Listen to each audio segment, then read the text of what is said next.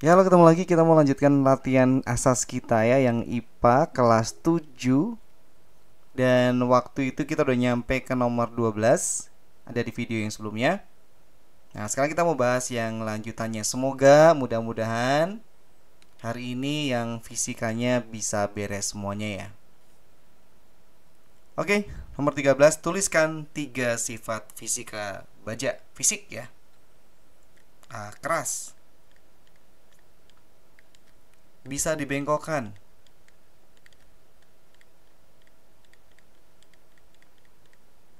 Jangan diisi tidak mudah berkarat ya, karena itu kan sifat kimia. Titik leleh atau lebur, titik lebur tinggi. Ya iyalah, kalau enggak kayak lilin tuh, kena api sedikit meleleh. Nomor berikutnya, nomor 13. 14. Perhatikan perubahan materi yang terjadi di bawah ini. Perubahan materi yang merupakan perubahan fisika adalah, kalau gitu kita komentarin mana yang fisika, mana yang perubahan kimia. Pembuatan garam, evaporasi fisika. Sisa sayuran membusuk, membusuk itu kimia. Besi yang berkarat, perkaratan juga perubahan kimia. Melelehnya mentega, fisika. Air menjadi es, fisika. Tape dari ketan, kimia. Berarti yang fisika nomor 1, 4, dan 5. Siswa kelas 7 ditugaskan untuk melakukan pengujian asam basa dengan menggunakan indikator alami. Data yang diberikan sebagai berikut. Nah, di sini kebetulan sudah dikasih clue-nya ya. Karena kalau ungu memang jarang dipakai. Maksudnya dibanding kunyit lebih sering kunyit, apalagi lakmus gitu ya. Kalau kol ungu dalam larutan bersifat asam dia akan merah, basa dia akan hijau, sebenarnya kuning juga masuk. Dan tetap ungu kalau netral. Perubahan warna yang benar setelah ditetesi jus kol ungu adalah bahan A jadi ungu, netral. Bahan B jadi merah tua, asam. Bahan C merah, asam. Bahan D hijau, berarti ini basa.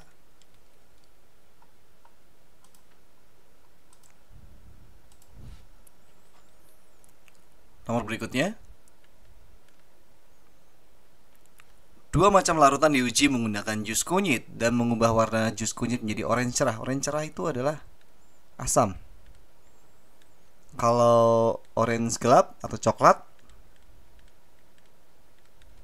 itu basa. Maka larutan yang diuji yang asam, yang mana yang asam? Ya langsung kelihatan, cuka dan air soda. Kalau air gula dan air murni destilasi atau penyulingan ini biasanya netral. Ya asam ya. Air sabun, air deterjen ini basa. Air mineral ini campuran, jadi maksudnya ininya netral, ininya basa. Tuliskan range dari asam, basa, dan netral. Kalau kita bikin dari 0, 7, dan 14, maka ini netral, kesini asam, lebih dari 7 sampai 14 dia basa.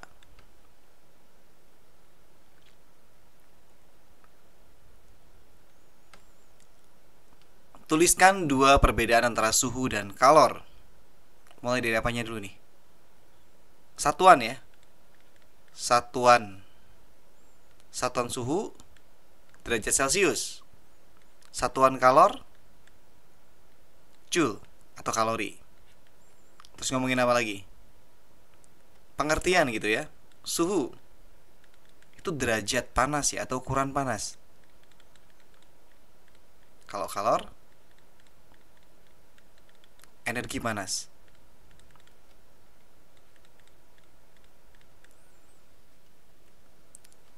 Apa keunggulan dan kelemahan raksa sebagai cairan pengisi termometer? Karena tempatnya sempit, satu-satu aja dulu ya. Raksa itu keunggulannya kalau plusnya dia itu mengkilap, mudah terlihat.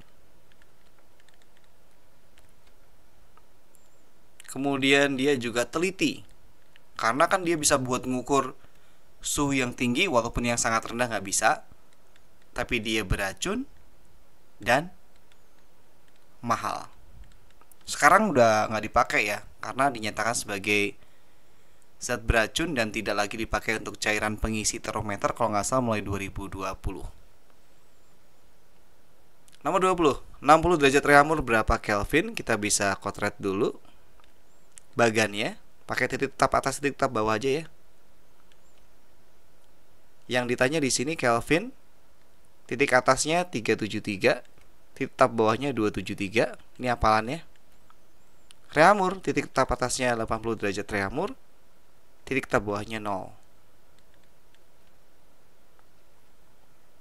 Nah, 60 derajat Reaumur ini sebenarnya kiri kanan juga gak masalah lah ya. Sekitar sini ya. 60 derajat Reaumur itu berapa Kelvin? Pakai X aja deh. X-nya berapa? Tengah kurangi bawah dibagi atas kurangi bawah sama dengan tengah kurangi bawah dibagi atas kurangi bawah. Berarti X kurangi 273 per 100 sama dengan kurangi 0 diabaikan ya. Ini berarti bisa langsung yang 60 per 80, 0-nya dicoret, 6 per 8, 3 per 4. Sehingga X minus 273 sama dengan 100-nya ke sana. 3 per 4 kali 100, coret aja. Dapat 25 ya. Berarti X sama dengan 3 kali 25, 75. Ini jadinya plus 273. Berarti ini 348 Kelvin. Ini isinya. Kemudian pemuaian. Sebuah logam mula-mula panjangnya 30 cm. Ini saya pakai warna yang mulai berbeda aja. Ini L0 dipanaskan dari 33 derajat Celcius menjadi 53. Langsung aja selisihkan 53 kurangi 33, berarti dia naik 20 derajat Celcius. Koefisien muai panjang itu alfa 0,000025 per derajat Celcius tentu saja. Pertambahan panjang logam dirumuskan L0 kali alfa kali delta T.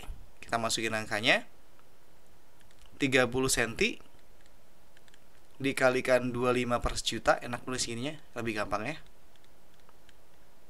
Derajat Celcius dikalikan kenaikannya 20 derajat Celcius, coret. Kemudian 0-nya ini juga bisa dicoret, 2 biji. 1, 2. 25 kali 2 50, 50 kali 3 150. Di bawah sini masih ada 10.000. 0-nya dicoret. Derajat Celcius masih 15 bagi 1000. Berarti di belakang koma ada 3 digit. 5100 derajat per derajat Celcius.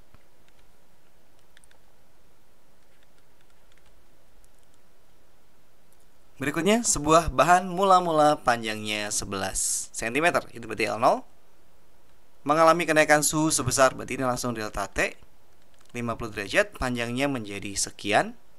Ini berarti LT. Kita cari dulu delta L, kita kurangin aja itu LT dengan panjang akhirnya dikurangi panjang mula-mula. Nah, kalau nggak ada komanya ini, boleh diisi koma 0000, karena itu tidak akan mengubah, malah memudahkan, sehingga ketemunya 0,0022 cm. Ditanya koefisien muai panjang.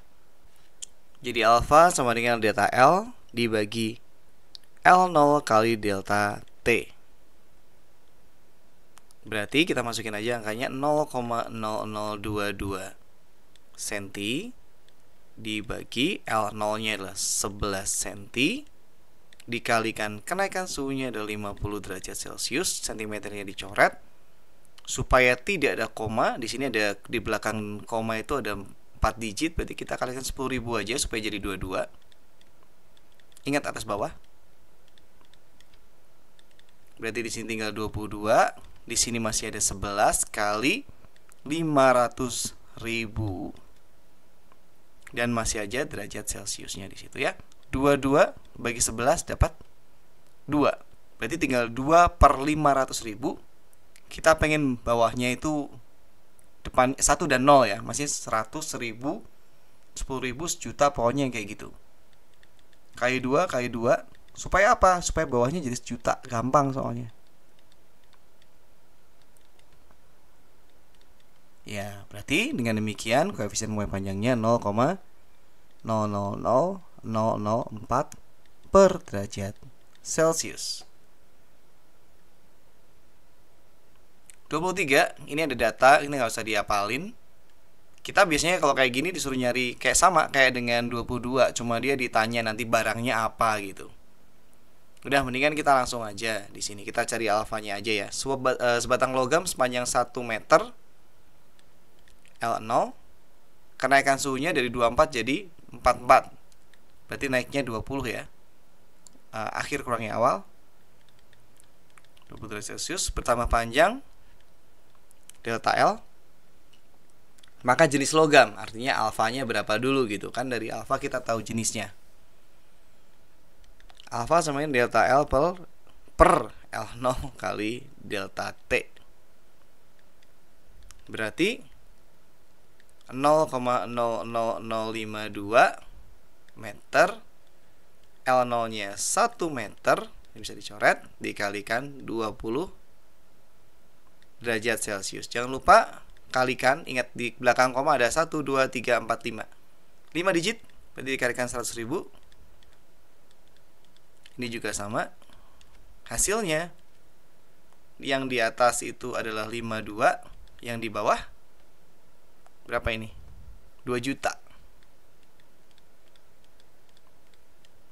Dibagi per derajat Celcius. Ini tinggal dibagi 2 ketemu nih.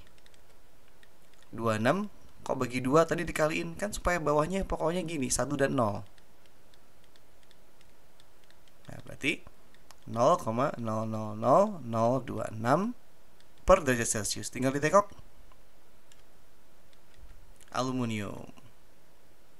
Yang nomor 24, apa itu bimetal? Bimetal adalah 2 logam berbeda alfa atau koefisien W panjangnya, saya sengaja singkat, yang disatukan atau dikeling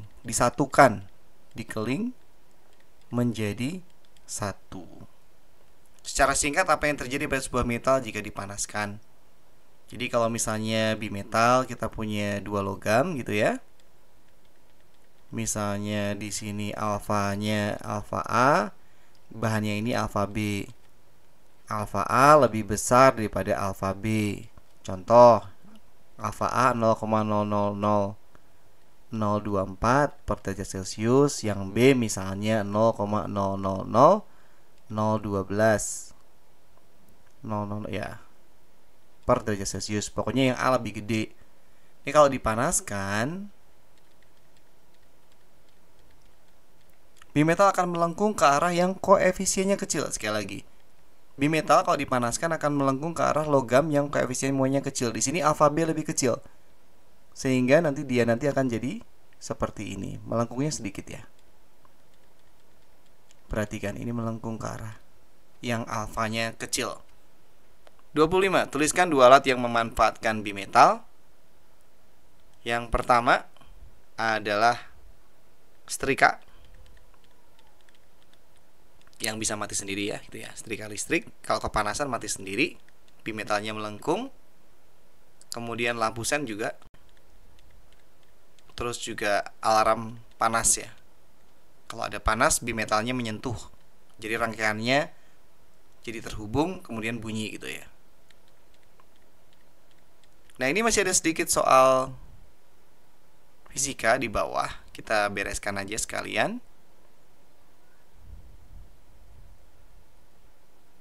Ada 2 dan kebetulan gampang, kita langsung aja meluncur. Termometer X mencatat angka 20 derajat ketika untuk mengukur suhu es mencair dan 220 derajat untuk suhu air mendidih pada tekanan normal. Artinya ya biasa aja gitu, 1 atm. Jika satu zat mempunyai suhu 10 derajat Celcius, maka kalau diukur dengan termometer X akan menunjukkan angka berapa. Kita bikin dulu kotretannya kayak yang tadi. Kalau yang ditanya mendingan di sini. Yang di kiri ya, lebih gampang. 220 derajat X dan bawahnya 20 derajat X dibandingin Celcius, apal dong. Atasnya 100 derajat Celcius, bawahnya 0 derajat Celcius, dan soalnya 10 berarti di sini ya. 10 derajat Celcius. Itu kalau di termometer ini berapa? Simbolin aja dengan X. Ingat, tengah bagi bawah, tengah kurangi bawah, X kurangi 20, dibagi atas kurangi bawah, sama dengan tengah kurangi bawah. Sebenarnya bukan tengah banget sih ya, tapi ya nggak apa-apa lah, istilahnya seperti itu untuk memudahkan. 100 kurangi 0, X minus 20 per 200 sama dengan 10 per 100 dicoret-coret jadi 1/10 ya. X minus 20 sama dengan 1/10 kali 200, coret. Sehingga X sama dengan 1 kali 20 kan tetap 20. Nah, ini minus ke sana, jadinya plus. Jadi X sama dengan 40 derajat X. Nomor terakhir untuk hari ini. Massa gelas kosong 150 gram ketika diisi 200 cm kubik cairan. Nah, ini berarti volume. Maka gelas yang dengan isinya menjadi 350.